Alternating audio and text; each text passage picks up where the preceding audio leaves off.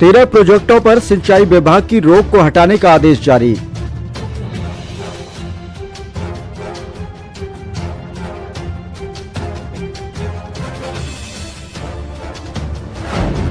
तेरह प्रोजेक्टों को जल्द बहाल करने की प्रक्रिया की गई शुरू।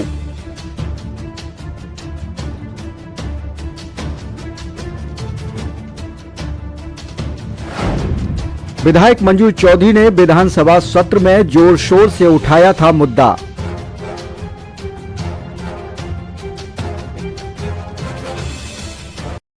नागल चौधरी की विधायक मंजू चौधरी ने कहा कि नागल चौधरी विधानसभा के विभिन्न गांवों में चल रहे 13 प्रोजेक्टों पर सिंचाई विभाग ने रोक लगाई थी। जिला स्तरीय अधिकारियों को आगामी आदेशों तक प्रगति कार्यों को तुरंत बंद कराने के निर्देश दिए गए थे, जिससे ग्रामीणों को भूजल रिचार्ज की समस्या का संकट उत्पन्न हो गया। इसके बाद 4 दिसंबर को मुख्यमंत्री नायब सिंह सैनी से मिलकर उनसे तुरंत रोक को हटाने का आग्रह किया गया था। सीएम ने मौके पर ही मुख्य प्रधान सचिव राजेश खुल्लर को समाधान कराने की हिदायत दी थी। 11 दिसंबर को विभाग ने नागल नूनिया प्रोजेक्ट से रोक हटाने संबंधी आदेश जारी कर दिए तथा 13 प्रोजेक्टों को जल्द बहाल करने की प्रक्रिया शुरू कर दी गई है। विधायक ने कहा कि जिन विकास कार्यों का बजट अलॉट हो चुका है और टेंडर और वर्क ऑर्डर जारी होने के बाद प्रोजेक्टों को रद्द करना संभव नहीं। उच्च अधिकारियों को विभिन्न शिकायतें देकर निर्माण प्रक्रिया को रुकवाया जा सकता है, लेकिन साजिश के तहत रोक के आदेशों को रद्द करने की अफवाह राजनीतिक सुर्खियां बटोरने का प्रयास किया गया है। प्रभाव का गलत इस्तेमाल करके नागल नूनिया बांध में प्रेशर वाली पाइपलाइन, जो कि भूमिगत वाटर को रिचार्ज करने के लिए डाली जानी थी, उसका काम न केवल रुकवा दिया गया था, बल्कि नहर विभाग से संबंधित 13 अन्य प्रोजेक्ट्स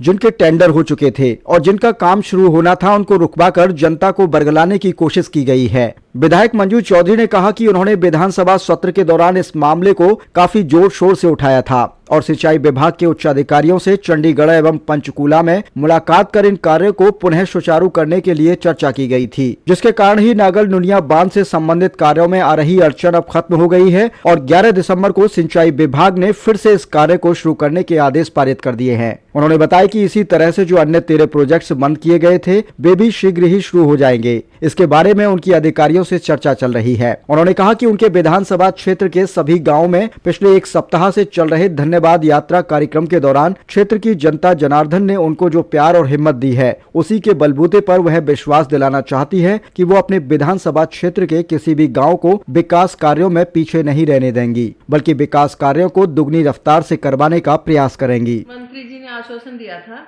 कि जो प्रोजेक्ट रद्द हुए, सच्चाई तो है कि एक भी प्रोजेक्ट रद्द नहीं हुआ था। ये जो हमारे पूर्व मंत्री जी हैं, विधायक जी अभय सिंह जी, उन्होंने खुद ने प्रोजेक्ट जब मंत्री थे शुरू करवाए, खुद उन्होंने रद्द करवा दिए सिर्फ कागजों में। लेकिन सच्चाई है कि ना तो कोई प्रोजेक्ट रद्द हुआ था। मुख्यमंत्री जी ने कहा कि कोई भी रद्द नहीं हुआ, जो पहले के हैं वो सारे काम शुरू होंगे। तो अब जो ये कार्य प्रोजेक्ट जो सुचारू रूप से चल रहे हैं, आप जनता को क्या कहना चाहेंगे? क्षेत्रवासी मैं जनता को ये कहना चाहूँगी कि जब मैं विधायक बनी तो मैं सबसे पहले मैंने किसी महकमे की कोई मीटिंग नहीं ली, सिर्फ नहरी महकमे की मीटिंग ली। एससी एक्शन एसडीओ को उनको कहा मैंने कि भाई मेरे क्षेत्र में पानी सुचारू रूप से चलना चाहिए। तो खुद एससी साहब ने कहा कि मैडम आप चिंता ना करो, पानी सुचारू रूप से चलेगा और नहर तो बढ़वा दी गई है और दोबारा से आज फिर नहर शुरू हो जाएगी।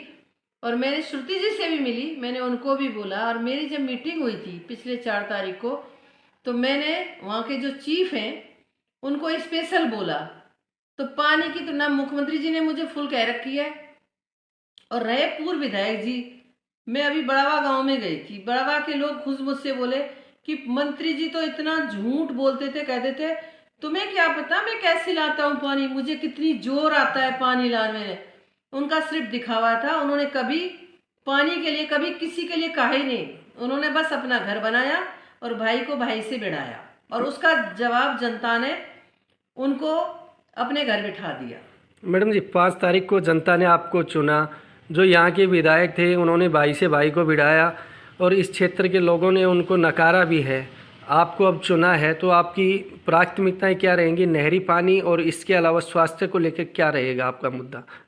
मेरी तो यही, मैंने पहले भी कहा है, चुनाव में भी कहा है, और स्वर्गीय चौधरी फूसाराम जी ने कभी भी छत्तीस बिरादरी में कोई भेदभाव नहीं किया, सबके काम किए और न मैं भेदभाव करूंगी। जब मुझे मेरी जनता ने विधायक बनाया है, इसी उम्मीद पर बनाया है ना कि मैं उनके विकास करा सकूं। और आज नांगल चौधरी की जनता चैन से सो रही है ना, बिल्कुल परेशान है।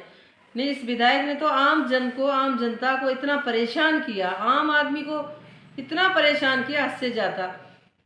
एक मैं अभी मिली थी हमारे ACS से, सुधीर राजपाल जी से मिली, तो मैंने कहा नांगल चौधरी में डॉक्टरों की कमी है। उन्होंने कहा मैडम 15 तारीख हमने नए भर्ती किए हैं, आपके वहाँ जाएंगी। तो नांगल चौधरी में डॉक्टरों की कोई कमी नहीं है, कहीं लेडी डॉक्टर नहीं है ना यहाँ पर, जी जी, वो भी आ जाएगी।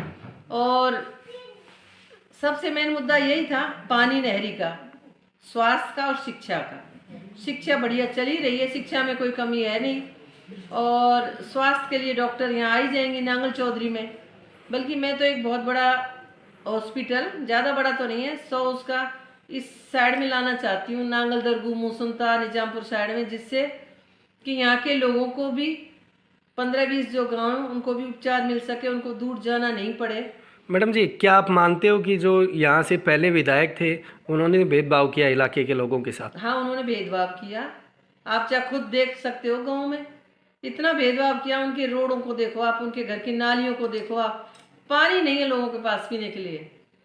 वो सिर्फ दिखावा, विकास पुरुष थे, कोई विकास पुरुष नहीं थे।